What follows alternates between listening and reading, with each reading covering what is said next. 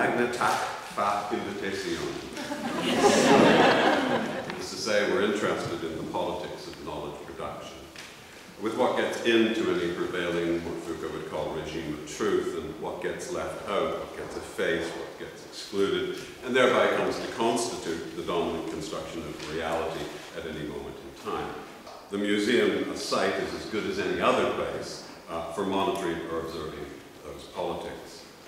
Or how the politics of knowledge production were affected through visual means as opposed to purely textual means, and that we analyze in terms of how, through being structured around the global, it effaces the original local meanings and all the conflict involved in the original production and consumption and so on.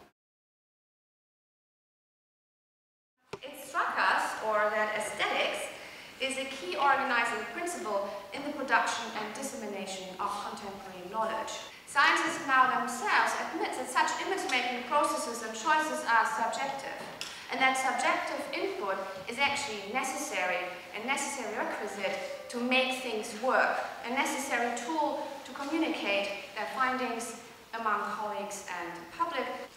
Aesthetic is therefore never neutral, as the Hamburg exhibition makers make it appear in the exhibition, but always politicized.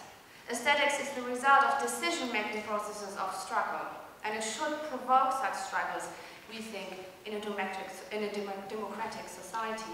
The visitor is taken by wonder and amazement at the world of science and its objects. It will raise questions for the person.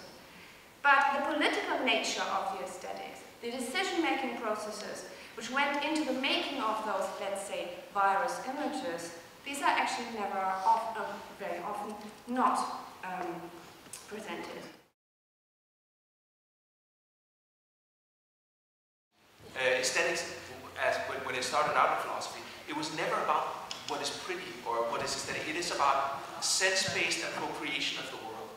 And then what happens is that aesthetics and politics begin in the same place. It begins with physical action.